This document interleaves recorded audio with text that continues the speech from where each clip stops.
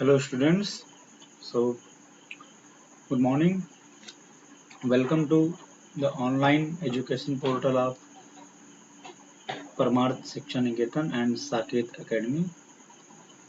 So class 12th में ठीक है फिजिक्स की कोर्स की अगर हम बात करें तो हम लोगों ने अपने पिछले लेक्चर में क्या देखा था, electric field intensity. Electric field intensity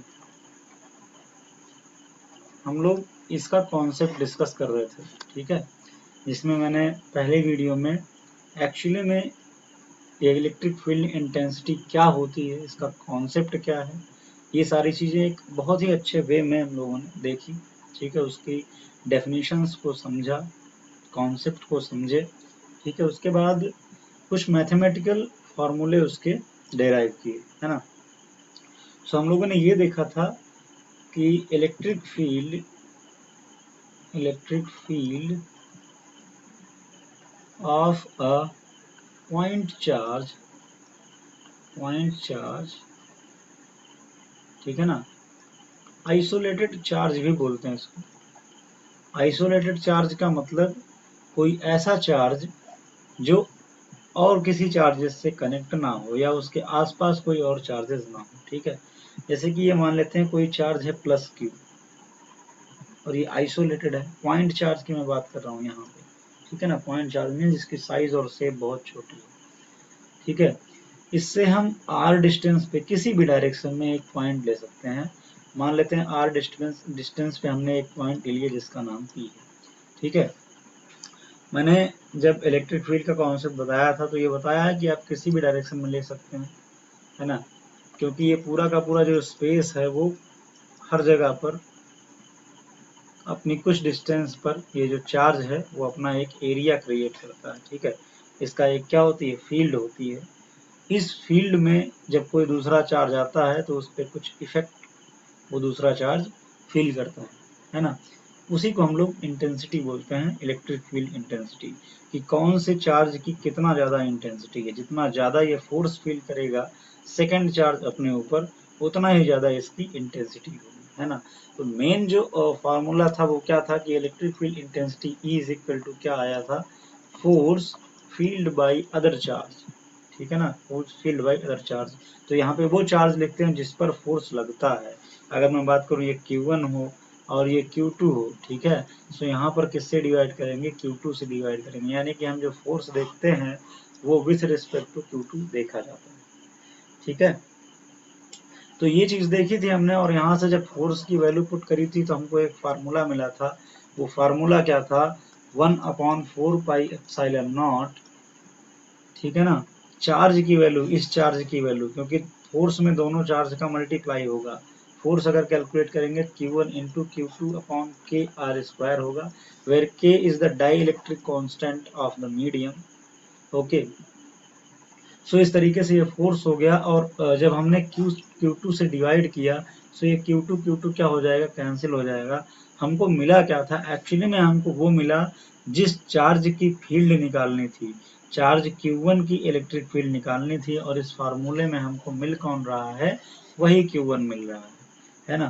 तो जो एक्चुअल फार्मूला बनेगा वो क्या बनेगा, अगर हम यहाँ से देखें, सो जो हमारा पॉइंट चार्ज के लिए फार्मूला बनता है वो बनता है electric field intensity E is equal to 1/4 pi epsilon naught the value of the charge divided by the distance of that point from the charge, ठीक है ना, चार्ज से उस पॉइंट की डिस्टेंस जहां पर हमको फील्ड निकालनी है। Let's say this is P point, okay. So in this side, in the left side, I have make vector symbol, ठीक है। इसका क्या मतलब है, इसका मतलब है कि हमने यहाँ पर एक वेक्टर क्वांटिटी को रिप्रेजेंट किया है, वेक्टर क्वांटिटी को रिप्रेजेंट किया है, और इधर हमने केवल उसका मैग्नीट्यूड रख दिया है, ठीक है ना। सो अगर कायदे से देखा जाए तो ये इक्वेशन तो गलत है, ये इक्वेशन क्या है, गलत है। यहाँ पे हमने अगर मैग्नीट्यूड और डायरेक्शन दोनों को रिप्रेजेंट किया है तो यहाँ पर भी रिप्रेजेंट करना चाहिए। तो हम लोगों ने क्या देखा था कि अगर ये प्लस क्यू चार्ज है और हम P पॉइंट पे इलेक्ट्रिक फील्ड इंटेंसिटी की बात कर रहे हैं, तो इलेक्ट्रिक फील्ड इंटेंसिटी किस डायरेक्शन में होगी, इलेक्ट्रिक फील्ड इंटेंसिटी ठीक उसी डायरेक्शन में होगी जिस डायरेक्शन में ये वाला चार्ज इस P पॉइंट पर रखे गए टेस्ट चार्ज यानी कि प्लस Q नॉट पर फोर्स लगाएगा। तो ये भी पॉजिटिव और ये भी पॉजिटिव, तो फील्ड कैसी आएगी, तो फोर्स आएगा वो रिपल्सिव आएगा और इस तरीके से आएगा along the line joining of these two charges. अगर इन चार्जेस के बीच की डिस्टेंस को हम r से लिखें, या हम ये कह दें कि अगर ये पॉइंट O है और ये P है और मैं OP वेक्टर को, जो वेक्टर O से P तक डिफाइन है, उसको मैं r वेक्टर से रिप्रेजेंट करता हूँ, तो मैं इस डायरेक्शन को क्या बोलूंगा, इस डायरेक्शन को बोलूंगा r कैप। ठीक है ना। अब ये एक यूनिट वेक्टर है, ये क्या है, यूनिट वेक्टर। हम लोग जब वेक्टर का कॉन्सेप्ट देखेंगे, ठीक है, फिलहाल आप लोग 12th क्लास में हैं, ठीक है, 12th क्लास में तो आप 11th जो है पढ़े हुए हैं, 11th पास करके आए हैं, तो आपने वेक्टर एनालिसिस पढ़ा होगा और मैंने बोला भी था कि आप वेक्टर एनालिसिस जो है रिवाइज कर लें। ठीक, तो वहाँ पर हम लोग क्या देखते हैं, वहाँ पे हम ये देखेंगे कि ये जो यूनिट वेक्टर होता है, ठीक है, इसकी डेफिनेशन क्या है, बेसिकली इसको डिफाइन करते हैं ऐसे, R vector upon its magnitude.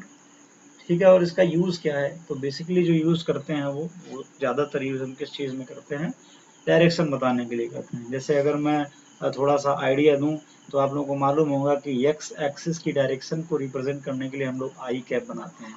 So I cap is a unit vector used to represent the direction of positive x axis। इसी तरीके से y कैप की डायरेक्शन को हम रिप्रेजेंट करने के लिए प्लस j कैप यूज करते हैं और z एक्सिस की डायरेक्शन को रिप्रेजेंट करने के लिए हम लोग k कैप का यूज करते हैं। ठीक है, so these are the unit vectors used to represent the direction of corresponding axes. Okay, so यहाँ पर एक यूनिट वेक्टर हो गया आर कैप। तो आर कैप क्या रिप्रेजेंट करेगा, the direction of the vector OP, the direction of the vector OP और the direction of the distance vector R. Okay, so this is the formula for electric field intensity of isolated point charge plus Q at the distance R in any direction. अगर मैं बोलूं कि इस direction में are distance पे जो point मिलेगा वहां पे फील्ड बताओ, तो सेम फील्ड। ठीक है ना, इस डायरेक्शन में बोलूंगा आर डिस्टेंस पे कोई पॉइंट है तो उस पर क्या फील्ड होगी, यही सेम फील्ड होगी। इनफैक्ट अगर मैं एक सर्किल ड्रा करता हूँ इस तरीके से, तो इस सर्किल पर जितने भी पॉइंट हम मार्क कर सकें, ठीक है ना, एक फिक्स डिस्टेंस पे, शर्त यह है कि ये डिस्टेंस सेम होनी चाहिए, क्योंकि दो ही चीजें हैं। अगर हम ध्यान से देखें इस फार्मूले को, तो इस फार्मूले में दो ही चीजें हैं जिनके ऊपर जो हमारी फील्ड है वो वेरी कर रही है ना। अगर मैं इलेक्ट्रिक फील्ड इंटेंसिटी के फार्मूले को लिख करके स्टडी करूं, तो यहाँ पर ये जो पूरा का पूरा यूनिट है, ये पूरा का पूरा यूनिट क्या है, ये पूरा का पूरा यूनिट, इसको हम लोग बोलते हैं, ये कांस्टेंट है भाई, इसकी वैल्यू है 9 इंटू 10⁻⁹। अगर मैं फॉर्मूले को लिखूं, ठीक है, यहाँ पर मॉड लगा दिया क्योंकि यहाँ पे मैग्नीट्यूड की बात कर रहे हैं। सो E इज इक्वल टू क्या होगा, E इज इक्वल टू होगा 9 इंटू 10⁹, ठीक है ना, into Q by R square. Basically यही इतनी चीजें हैं। अगर मैं और ज्यादा डिटेल में बात करूं तो यहाँ पर के आएगा, के इज डाई इलेक्ट्रिक कांस्टेंट। ठीक है, तो अगर मैं मान लूं कि दोनों चार्ज एयर में रखे हैं, ठीक है, तो के की वैल्यू तो हम जानते हैं कि भाई के अकॉर्डिंग हमारा फोर्स वेरी कर रहा था, फोर्स जो था वो इनवर्सली प्रोपोर्शनल था के। तो सेम वैसे ही इलेक्ट्रिक फील्ड भी जो है वो इनवर्सली प्रोपोर्शनल होगी के, है ना। सो अगर मैं इस के को छोड़ दूं अभी, तो दो चीजें हैं जो हमारी इलेक्ट्रिक फील्ड इंटेंसिटी को डिसाइड कर रही हैं। वो क्या क्या हैं, तो सबसे पहली जो चीज है वो है चार्ज। ठीक है, हमको अगर चार्ज पता है और चार्ज से कितनी डिस्टेंस पे हमको फील्ड निकालनी है ये पता है, तो हम इस फॉर्मूले का यूज करके इस कंडीशन पे दोनों की वैल्यूज पुट करेंगे और हम इलेक्ट्रिक फील्ड निकाल करके बता देंगे कि इतनी इलेक्ट्रिक फील्ड है। ठीक है, तो दो चीजें चाहिए। अब अगर मैं एक पॉइंट यहाँ पे मान लिया कि यहाँ पे हमारा चार्ज है, तो चार्ज तो फिक्स हो गया। अब मैं इस डायरेक्शन में मैं आर डिस्टेंस जाऊं या फिर इस डायरेक्शन में जाऊं या फिर इस डायरेक्शन में जाऊं या फिर इस डायरेक्शन में, किसी भी डायरेक्शन में मैं आर डिस्टेंस जाऊंगा, तो चार्ज और डिस्टेंस दोनों सेम है। अगर मैं आर को सेम कर दूं, एक सर्किल बना दूं, तो हर एक पॉइंट के लिए जो डिस्टेंस है और वो जो चार्ज है वो सेम है। इसका मतलब क्या हुआ, इसका मतलब ये हुआ कि इलेक्ट्रिक फील्ड इंटेंसिटी भी क्या होगी, सेम होगी। ठीक है, तो हर एक पॉइंट पर इलेक्ट्रिक फील्ड इंटेंसिटी सेम होती है। ठीक है ना। अभी बहुत सारे कॉन्सेप्ट्स हैं जो हमको देखने हैं। बहुत सारे कॉन्सेप्ट हैं इसमें, छोटे छोटे जिस पर क्वेश्चन बनते हैं, तो उन सबको कनेक्ट करेंगे, लेकिन वन बाय वन, ठीक है ना, वन बाय वन देखेंगे तब हमको समझ में आएगा। तो अभी हम लोगों ने क्या देखा, इलेक्ट्रिक फील्ड इंटेंसिटी का मैग्नीट्यूड इतना होता है। अब हम लोगों ने एक अभी लिखा था मैंने, ठीक है, मैंने ये क्या लिखा था कि यहाँ पर मैंने वेक्टर लगा दिया था और इधर मैग्नीट्यूड रखा था। तो पहले इस चीज को क्लियर कर लें, ठीक है। तो इसकी भी डायरेक्शन होगी इलेक्ट्रिक फील्ड की, वो डायरेक्शन किसकी होगी, in the direction of force, और फोर्स की डायरेक्शन आर कैप के अलॉन्ग होती है, मतलब कि दोनों चार्ज जो है, एक Q1 है, एक Q2 है, इनके बीच जो फोर्स लगता है वो इनको मिलाने वाली लाइन के अलॉन्ग लगता है, या फिर इस डायरेक्शन में लगेगा या फिर इस डायरेक्शन में लगेगा, है ना। अगर अट्रैक्टिव लग रहा है तो इस डायरेक्शन में, अगर ये रिपल्सिव है, ये वाला चार्ज इसको रिपल करेगा तो इस डायरेक्शन में करेगा। तो सेम वही किसकी डायरेक्शन होगी, इलेक्ट्रिक फील्ड की डायरेक्शन होगी। सो हम क्या बोलेंगे, हम ये बोलेंगे कि अगर चार्ज पॉजिटिव है, अगर चार्ज पॉजिटिव है और r डिस्टेंस पे कोई पॉइंट P है, वहां पर फील्ड निकालना है, तो जो फील्ड की डायरेक्शन होगी वो अवे फ्रॉम द चार्ज होगी। अवे फ्रॉम द चार्ज क्यों होगी, क्योंकि हम इस पॉइंट पर फील्ड की डायरेक्शन पता करने के लिए क्या लाएंगे, टेस्ट चार्ज को लाएंगे। और जब टेस्ट चार्ज को लाएंगे तो टेस्ट चार्ज कैसा होता है, पॉजिटिव होता है। तो ये पॉजिटिव है और पॉजिटिव टेस्ट चार्ज है, तो ये वाला चार्ज क्या करेगा, उस टेस्ट चार्ज को रिपेल करेगा। रिपेल करेगा तो वो टेस्ट चार्ज जो है इस तरीके से, इसी डायरेक्शन में उस पर फोर्स लगेगा और उस तरीके से वो मूव कर जाएगा, है ना। सो इलेक्ट्रिक फील्ड की डायरेक्शन ये हो गई, ठीक है। सो हमने डायरेक्शन में देख लिया, तो हम इस डायरेक्शन को कैसे लिखेंगे, आर कैप, तो यहाँ पर हम क्या लिखेंगे, आर कैप। सो अगर मैं इसको और ज़्यादा एक्सटेंड करूँ, मैं in the terms of R vector के टर्म्स में मैं लिखने की कोशिश करूँ इस फार्मूले को, तो फार्मूला क्या बनेगा, electric field intensity E is equal to 1/4 pi epsilon naught the value of the charge divided by, यहाँ पर मैं लिखूंगा डिस्टेंस का स्क्वायर, और साथ में अब इस कैप की भी वैल्यू रखेंगे। सो कैप कैसे डिफाइन होता है, vector upon its magnitude. So vector r divided by r का मैग्नीट्यूड क्या होगा, स्मॉल r। सो अगर मैं इसको मल्टीप्लाई करूँ तो क्या हो जाएगा, ये 1/4 पाई एप्सिलॉन नॉट, ठीक है ना, q अपॉन ये r और r मिलकर के क्या हो जाएगा, r cube and the vector r। सो ये है एक्चुअल फार्मूला, ठीक है, ये है एक्चुअल फार्मूला किसका, इलेक्ट्रिक फील्ड इंटेंसिटी का, जिसमें डायरेक्शन और मैग्नीट्यूड दोनों। अगर मैं यहाँ पे कैप यूज करूंगा तो यहाँ पे स्क्वायर होगा, अगर मैं यहाँ पे वेक्टर यूज करूंगा तो यहाँ पे क्यूब होगा। तो ये जो छोटे छोटे पॉइंट्स हैं यहाँ पर ध्यान देने की जरूरत है, ठीक है। जब कॉन्सेप्ट एक बार अच्छे से क्लियर हो जाएंगे, उसके बाद हम प्रॉब्लम सॉल्व करने बैठेंगे तो सारी प्रॉब्लम अपने आप आएंगे, ठीक है। मैं कुछ क्वेश्चंस लूंगा क्योंकि कुछ बच्चों ने क्वेश्चन पूछे थे, तो मैं उनकी क्वेरीज को जो है इसी लेक्चर में सॉल्व करने वाला हूँ, ठीक। उसके पहले हम लोग कुछ कॉन्सेप्ट को कवर कर लेते हैं, फिर प्रॉब्लम्स करेंगे, ठीक है। तो एक छोटा सा कॉन्सेप्ट जो है, जो इसी के साथ देख लेना ज़रूरी है, वो है concept of electric field lines. तो आप लोग अपनी एक कॉपी में हेडिंग नोट करें, concept of electric field lines, ठीक है। इनको हिंदी में बोलते हैं विद्युत क्षेत्र रेखा, ठीक है ना, या फिर विद्युत बल रेखाएं, ठीक है। सो अलग अलग टेक्स्ट बुक्स में अलग अलग लिखा होता है, उसमें इलेक्ट्रिक फील्ड लाइंस के अकॉर्डिंग लिखा है कि विद्युत क्षेत्र रेखाएं, ऐसी लाइंस जो इलेक्ट्रिक फील्ड के बारे में बताती हैं। और किसी किसी बुक में हमको मिल जाता है कि लाइन ऑफ फोर्स, ठीक है ना, बल रेखाएं भी बोलते हैं हमको, इलेक्ट्रिक बल रेखाएं, विद्युत बल रेखाएं। सो जो है उसका कोई वो बहुत बड़ा इशू नहीं है, आप उसको चाहे विद्युत क्षेत्र रेखा बोले, इलेक्ट्रिक फील्ड लाइंस बोले, या फिर फोर्स लाइंस बोले, ठीक है, आपकी मर्जी। सो इस कॉन्सेप्ट को समझते हैं है क्या एक्चुअली में। तो हम लोगों ने ये देखा था कि अगर कोई चार्ज है, यहाँ पे कोई चार्ज क्यू है, ठीक है ना, तो ये अपने आसपास इसका एक एरिया होता है जिसमें हमें इसका इफेक्ट दिखाई देता है, और वो इफेक्ट किस फॉर्म में हमको दिखाई देता है, in the form of electric field intensity E, ठीक है। तो मान लेते हैं कि ये जो चार्ज है ये यहाँ पर सिचुएटेड है, तो इससे एक फिक्स डिस्टेंस पर जितने भी पॉइंट्स हमको मिलेंगे, उन सभी पे जो इसका इफेक्ट है इलेक्ट्रिक फील्ड इंटेंसिटी वो सेम है, ठीक है। क्योंकि सब इक्वी डिस्टेंस है, इक्वी डिस्टेंस का मतलब सबकी डिस्टेंस क्या है, सेम है, और चार्ज तो वही है, तो फिर सब पे इलेक्ट्रिक फील्ड इंटेंसिटी भी सेम आएगी। हमने ये देखा कि अगर अब इस फील्ड के अंदर कोई तीसरा चार्ज एंटर करता है तो उस पे ये वाला चार्ज एक फोर्स लगाएगा। मान लेते हैं Q2 एंटर किया तो इसने क्या किया, उस पे एक फोर्स लगाया, उस पे एक फोर्स लगाया, ठीक है। अब जब फोर्स लगा तो या तो वो उसको अपनी तरफ खींचेगा या तो अपने से दूर भगाएगा, और किस डायरेक्शन में भगाएगा, इन दोनों को मिलाने वाली लाइन की डायरेक्शन में। ऐसे ही रैंडम किसी डायरेक्शन में नहीं इन्हें फोर्स लग जाएगा। तो ये जो चार्ज है ये अगर जाएगा भी तो किस डायरेक्शन में जाएगा, एक फिक्स डायरेक्शन में जाएगा, ठीक है। अब यहाँ पर मैं बात करूँ तो यहाँ पे इस डायरेक्शन में ये जो चार्ज है वो चला जाएगा।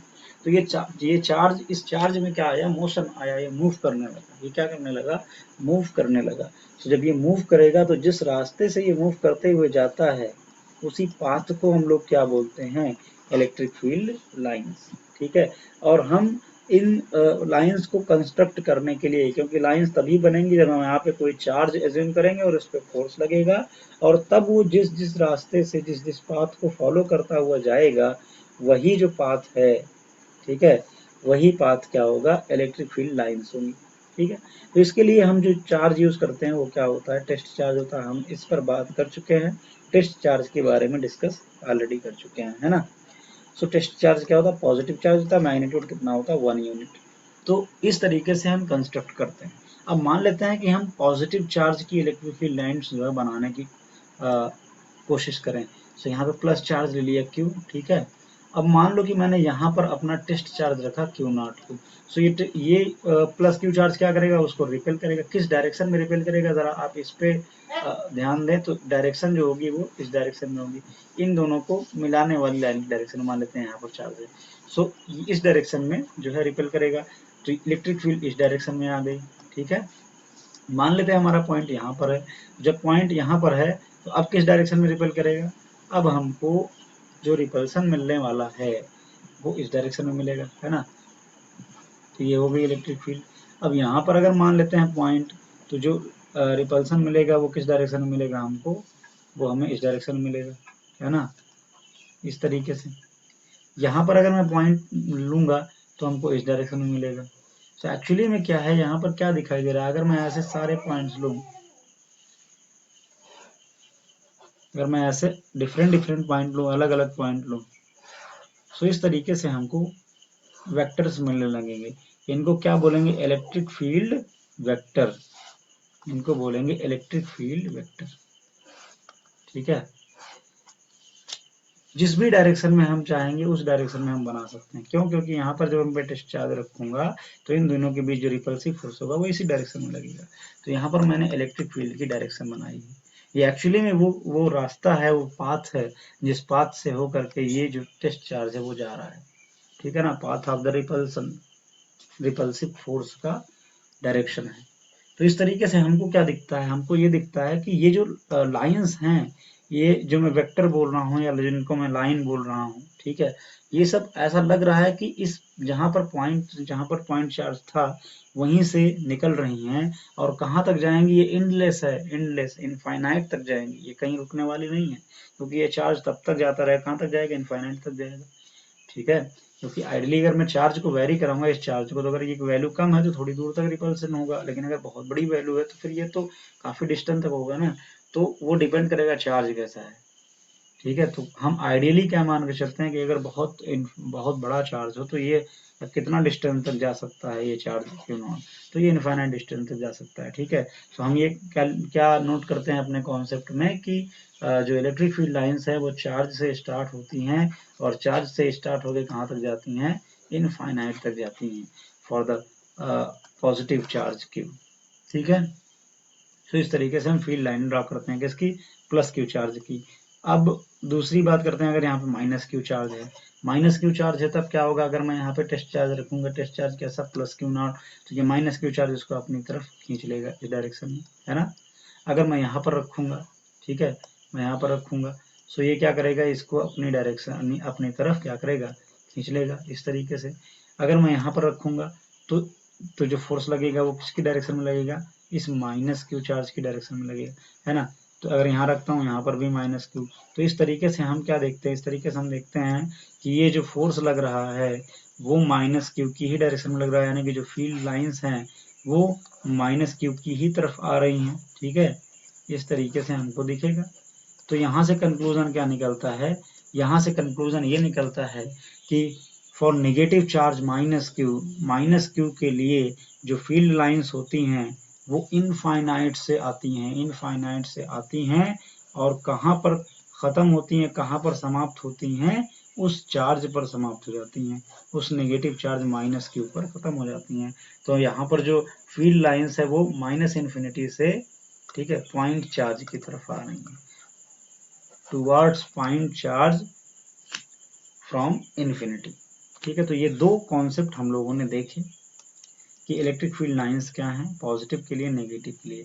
अगर मैं दोनों को एक साथ बना दूं, ये काफ़ी फेमस क्वेश्चन बन जाता है कि प्लस क्यू और माइनस क्यू बगल बगल रखे हैं, ठीक है, तो फील्ड लाइंस कैसे बनेंगे, इसको ड्रा करें।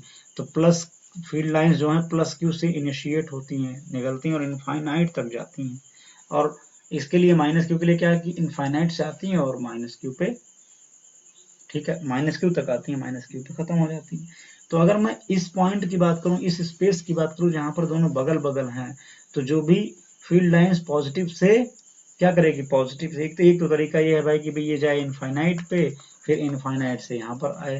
दूसरा तरीका, अगर बगल में ही माइनस क्यू है, बगल में ही माइनस क्यू है, ये सारी फील्ड लाइंस क्या करेंगी, ये इस तरीके से होंगी, है ना, इस तरीके से यहाँ से इनिशिएट होंगी, यहाँ खत्म हो जाएंगी, यहाँ से इनिशिएट होंगी, यहाँ खत्म हो जाएंगी। एक्चुअली में ये फील्ड का कोई कॉन्सेप्ट नहीं है कि ये खत्म हो जाएंगी, यहाँ से निकलती हैं, यहाँ पे खत्म होती हैं। एक्चुअली में ये फोर्स है।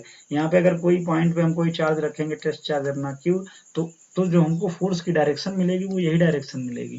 कैसे मिलेगी आप इसको समझ सकते हैं कि यहाँ पर ये जो चार्ज है इसको रिपेल करेगा इस डायरेक्शन में और ये वाला अट्रैक्ट करेगा इस डायरेक्शन में, तो एक्चुअली जो टोटल फोर्स है वो क्या है, इसी डायरेक्शन में तो है, तो इसलिए इसी डायरेक्शन में जो है हमको फील्ड लाइन मिलेंगी।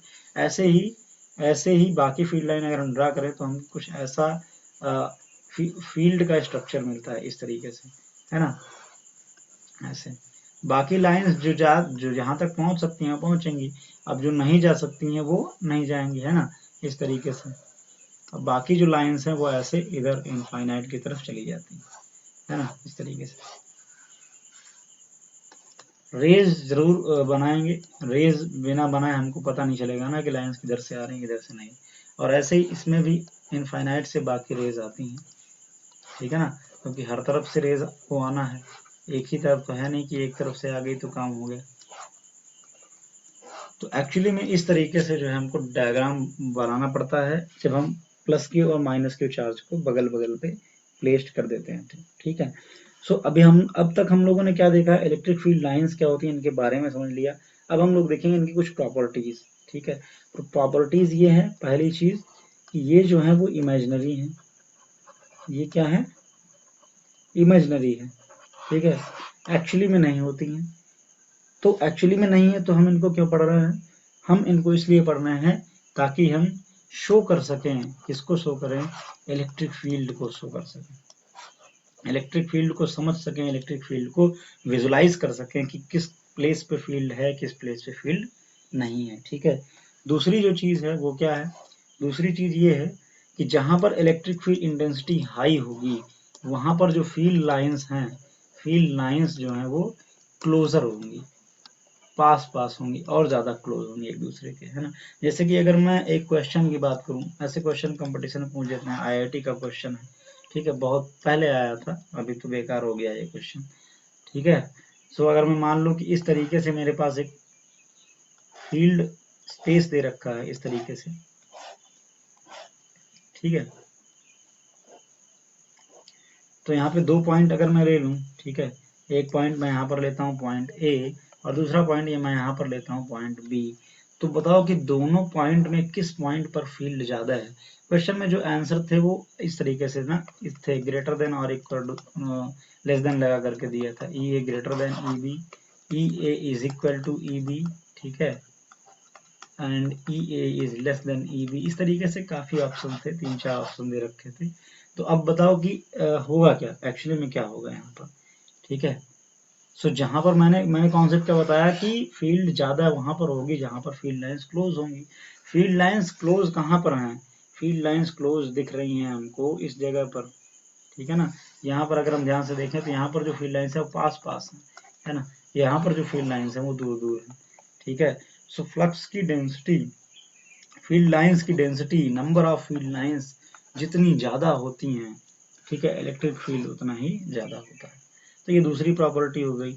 अगर हम तीसरी प्रॉपर्टी की बात करें, थर्ड प्रॉपर्टी क्या है इनकी, सो थर्ड प्रॉपर्टी ये है कि इनका हम यूज़ किस लिए करते हैं।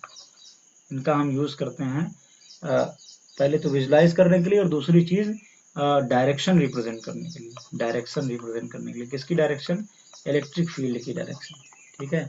कैसे रिप्रेजेंट करते हैं डायरेक्शन, उसको भी समझ लेते हैं, ठीक है। The direction of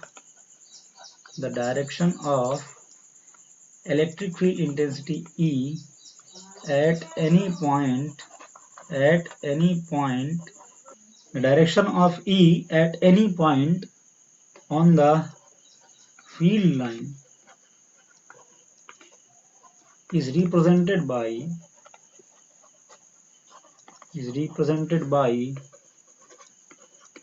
the tangent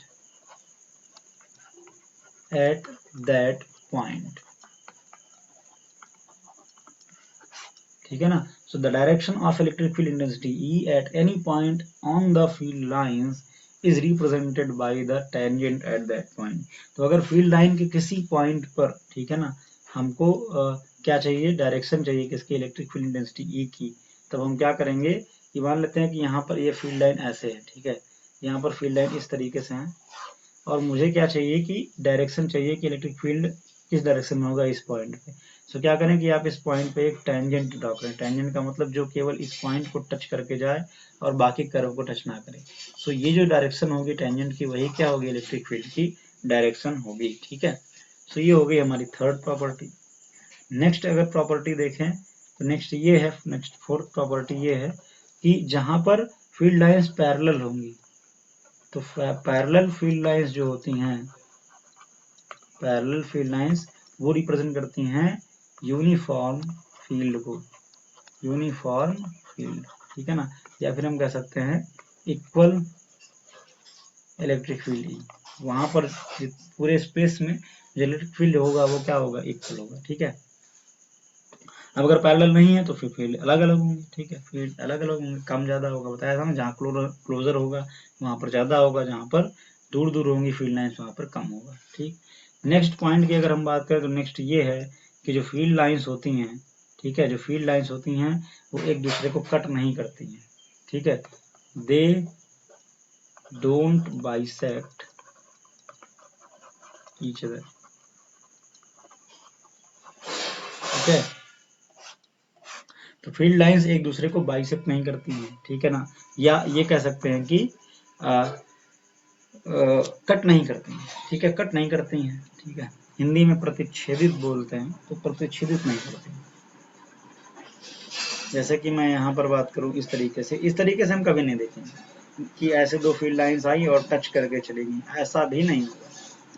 touch कर सकती हैं, टच करने में हमको एक ही पॉइंट मिलेगा, वहाँ पर एक ही टेंजेंट बना सकते हैं, टच कर सकती हैं, ठीक है, लेकिन कट नहीं करेगी। जैसे यहाँ पर मैंने दिखाया टच कर रही हैं, तो यहाँ पर एक ही पॉइंट है, हम बना सकते हैं कि भाई जो फील्ड लाइन्स है वो इस डायरेक्शन में है, ठीक है, लेकिन कब, जब हमको ये पता हो कि इसकी डायरेक्शन क्या है, इसकी डायरेक्शन क्या है। अगर दोनों इस डायरेक्शन में है तब तो इस डायरेक्शन में आएगा, अगर दोनों इस डायरेक्शन में है तो फील्ड लाइन जो होगी वो इस डायरेक्शन में आएगी।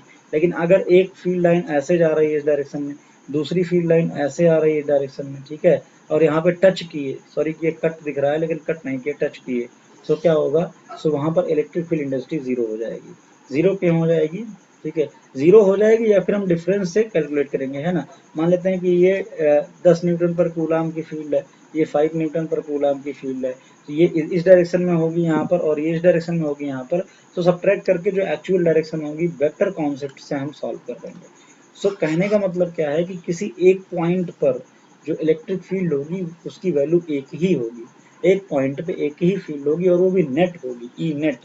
नेट का मतलब रिजल्टेंट होगी वो, भले ही वहाँ पर बहुत सारी फील्ड क्यों ना हो, उनका हम क्या निकालेंगे, रिजल्टेंट निकालेंगे, और जो रिजल्टेंट जो फाइनल हमको मिलेगा वही होगी डायरेक्शन, ठीक है। सो इस तरीके से इसको बोलते हैं सुपरपोजिशन कॉन्सेप्ट, जो हम लोगों ने फोर्स जब पढ़ा था तब देखा था, है ना। इलेक्ट्रोस्टैटिक फोर्स की बहुत सारे चार्जेस हैं, बहुत सारे चार्जेस के कारण फोर्स लग रहा हो, है ना, ये भी चार्ज फोर्स लगा रहा है, ये भी फोर्स लगा रहा है, ये भी फोर्स, सब फोर्स लगा रहे हैं, तो टोटल फोर्स कैसे निकालेंगे, सारे फोर्सेस का वेक्टर सम करेंगे, यानी कि रिजल्टेंट की बात की थी मैंने। तो वैसे ही यहाँ पर है, इलेक्ट्रिक फील्ड इंटेंसिटी का भी कॉन्सेप्ट है कि अगर किसी पॉइंट पर हमको इलेक्ट्रिक फील्ड इंटेंसिटी चाहिए तो उस पर्टिकुलर पॉइंट पे जो वैल्यू होगी वो सभी चार्जेस के या सभी बाकी पॉइंट्स के कारण जितनी फील्ड्स होंगी, ठीक है ना, पॉइंट चार्ज के कारण जितनी फील्ड होंगी उन सब का वेक्टर सम होगा, या फिर हम ये कह सकते हैं उनका रिजल्टेंट होगा। ठीक है, इस तरीके से हमने फील्ड का सारा कॉन्सेप्ट लिया ना, फील्ड लाइंस का। फील्ड लाइंस क्या होती हैं ये देख ली, फील्ड लाइंस की प्रॉपर्टीज क्या है, मेन प्रॉपर्टीज क्या है, वो सारी चीजें हमने देख ली। तो ये ध्यान में रखना, कट नहीं करेंगे। जैसे मान लो यहाँ पे कट कर दी, ये दो फील्ड लाइंस है, ये कट कर दी यहाँ से, तो अब कट करने से प्रॉब्लम क्या हुई ये समझते हैं ना। क्वेश्चन पूछा जाता है कि why the electric field lines do not cut each other, क्यों एक दूसरे को कट नहीं करती, ऐसा क्वेश्चन पूछा जाता है। तब उसके आंसर में क्या लिखेंगे कि भाई जिस पॉइंट पे ये कट करेंगी, हम वहां पे दो कर्व हैं हमारे पास, ठीक है, एक कर्व ये है ना, एक कर्व तो ये है, दूसरा कर्व क्या है, ये है, ठीक है। अगर मैं ये थोड़ा सही नहीं बनाया, इसको मैं सही से बनाऊं, तो मैं दो कर्व लिया, एक कर्व ऐसे लिया है ना, एक कर्व ऐसे लिया। तो यहाँ पर दो पॉइंट हमको मिले, एक ही पॉइंट है लेकिन एक पॉइंट को हम दो तरीके से देख सकते हैं। एक जब हम देखेंगे कि हमारा पॉइंट इस वाले कर्व में है, तो मैं इस तरीके से एक टेंजेंट ड्रा कर सकता हूँ, ठीक है। इस तरीके से मैं टेंजेंट ड्रा करूंगा, अगर मैं इस तरीके से टेंजेंट ड्रा करूंगा यहाँ पर, ठीक है, तो ये डायरेक्शन हमको मिलेगी, और मैं यहाँ पर भी टेंजेंट ड्रा कर सकता हूँ, सो मुझे ये डायरेक्शन मिलेगी। सो अल्टीमेटली क्या होगा कि एक ही पॉइंट पर हमको दो अलग अलग डायरेक्शन मिल रही है, ठीक है ना, दो अलग अलग डायरेक्शन में फील्ड मिल रही है, जो कि पॉसिबल नहीं है। एक पॉइंट पर जो फील्ड होगी वो एक ही डायरेक्शन में होगी, ठीक। सो फिर कॉन्सेप्ट गलत हो जाएगा, है ना, कि भाई टेंजेंट जो होती है वो इलेक्ट्रिक फील्ड की डायरेक्शन को रिप्रेजेंट करती है, ये कॉन्सेप्ट गलत हो जाएगा। अगर मैं यहाँ पे टेंजेंट ड्रा करूँ तो ये भी डायरेक्शन को रिप्रेजेंट करेगी फिर उस कॉन्सेप्ट से, और अगर यहाँ पे टेंजेंट ड्रा करता हूँ तो ये भी रिप्रेजेंट करनी चाहिए। तो एक ही पॉइंट पर यहाँ पर दो टेंजेंट पॉसिबल हैं, ये गलत नहीं है, ये पॉसिबल है, ठीक है। सो फील्ड भी दो होनी चाहिए, दो डायरेक्शन होनी चाहिए, ऐसा पॉसिबल नहीं है। इसलिए हम ये बोलते हैं कि इलेक्ट्रिक फील्ड जो है एक दूसरे को कट नहीं करती हैं, ठीक है ना, एक दूसरे को कट नहीं करती। तो ये कॉन्सेप्ट था इलेक्ट्रिक फील्ड लाइंस का। अब हम लोग इलेक्ट्रिक फील्ड का कॉन्सेप्ट पढ़ चुके हैं, पॉइंट चार्ज के लिए इलेक्ट्रिक फील्ड कैसे कैलकुलेट करते हैं ये देख लिए हैं, और इलेक्ट्रिक फील्ड लाइंस क्या होती हैं, यूनिफॉर्म के लिए कैसे होंगी किस, ठीक है ना, पैरेलल लाइंस होती हैं, और क्लोजर कहाँ पर होती हैं, ठीक है, और दूर दूर कहाँ पर होती हैं, ठीक है। तो ये सब पढ़ चुके हैं। अब हम लोग कुछ छोटे छोटे प्रॉब्लम्स लेकर के स्टार्ट करेंगे, जो कुछ बच्चों ने डाउट्स पूछे हैं उनको सॉल्व करेंगे, और इस तरीके से हम लोग आगे लेक्चर में प्रोसीड करेंगे। सो मेरा जो तरीका है वो ये है कि मैं जिस टॉपिक को ले रहा हूँ, जिस कॉन्सेप्ट को ले रहा हूँ, उससे रिलेटेड जो भी इंफॉर्मेशन है, ठीक है ना, जो आपके काम की है, जो आपके किसी न किसी एग्जाम में, चाहे वो कॉम्पिटिटिव एग्जाम हो या आपका बोर्ड एग्जाम हो, पूछी जाती है, मैं उन सब से आपको रूबरू कराता चलूँ, उन सारे कॉन्सेप्ट को आपको बताता चलूँ, जिससे कि कोई सी भी प्रॉब्लम हम लोग नेक्स्ट जब प्रॉब्लम सॉल्व करेंगे, तो कोई सी भी प्रॉब्लम नहीं, किसी भी एग्जाम के लिए, हम आईआईटी की प्रॉब्लम में, ठीक है, हम नीट की प्रॉब्लम में, हम आईआईटी की प्रॉब्लम सॉल्व करें, ठीक है, मेंस की या फिर एडवांस की, किसी भी लेवल की हम सारी प्रॉब्लम सॉल्व करेंगे। इस चीज़ की तो आप फिक्र मत करें कि प्रॉब्लम्स नहीं सॉल्व करेंगे, ठीक है। अभी हम लोग का स्टार्टिंग था, लेक्चर में हम धीरे धीरे प्रोसीड कर रहे थे, वो कॉन्सेप्ट ऑफ चार्ज देखा, कॉन्सेप्ट ऑफ फोर्स देखा, अब इलेक्ट्रिक फील्ड का कॉन्सेप्ट पढ़ रहे हैं, ठीक है। ये सारे कॉन्सेप्ट जो है ना वो थोड़े से अगर हम बहुत फास्ट वे में पढ़ लेंगे, बहुत जल्दी जल्दी पढ़ लेंगे, तो फिर बाउंस कर जाएंगे। हमको क्या करना है, हमको एक डीप स्टडी करनी है, अच्छे से पढ़ना है, ठीक है, और अच्छे से जब पढ़े रहेंगे, सारे कॉन्सेप्ट को समझे रहेंगे ढंग से, तभी प्रॉब्लम्स को सॉल्व कर पाएंगे। हम लोग सारी एग्जाम के क्वेश्चंस लेंगे। बेसिकली जो मेरा टारगेट एग्जाम है वो क्या है, नीट एग्जाम और आईआईटी, ठीक है ना, मेंस और एडवांस दोनों, इनके प्रॉब्लम्स को आप लोग कर पाएँ। क्योंकि अगर मैं बात करूँ पीसीएम में, तो पीसीएम में जो सबसे टफ एग्जाम माना जा रहा है वो क्या है, आईआईटी मेंस और एडवांस का एग्जाम है, केवीपीवाई का एग्जाम है ना। तो इस टाइप के जो एग्जाम है वो एक इनका एक लेवल है, काफ़ी हाई लेवल है, ठीक है। अगर आपको एडवांस तक जाना है, 12th के बाद आप सोच रहे हैं कि आप रेप्यूटेड इंस्टीट्यूट आईआईटी में पढ़ें, तो उसके लिए एग्ज़ाम क्वालिफाई करना पड़ेगा, और एग्ज़ाम क्वालिफाई करने के लिए हमको इस तरीके से पढ़ाई करनी पड़ेगी कि जो भी क्वेश्चन आए हम उसको सॉल्व कर लें। अभी मैं इसके क्वेश्चन करा नहीं रहा हूँ, स्टार्ट करूँगा, जब क्वेश्चन कराऊंगा तब आप देखेंगे कि किस लेवल की प्रॉब्लम आती है। और हम लोगों ने किस लेवल का पढ़ रखा है कि हम प्रॉब्लम को सॉल्व कर रहे हैं, ठीक है। अभी आपको लग रहा होगा कि हम लोग बस ऐसे ही पढ़ रहे हैं, ठीक है। हमारा जो कॉन्सेप्ट ये है कि कोई भी पॉइंट मिस ना हो और सारी चीजें एक साथ कनेक्ट करेंगे जब प्रॉब्लम को सॉल्व करने लगेंगे, ठीक है। सो अभी एक दो कॉन्सेप्ट हो गए हैं, इलेक्ट्रिक फील्ड का कॉन्सेप्ट में कुछ और चीजें बची हैं, ठीक है।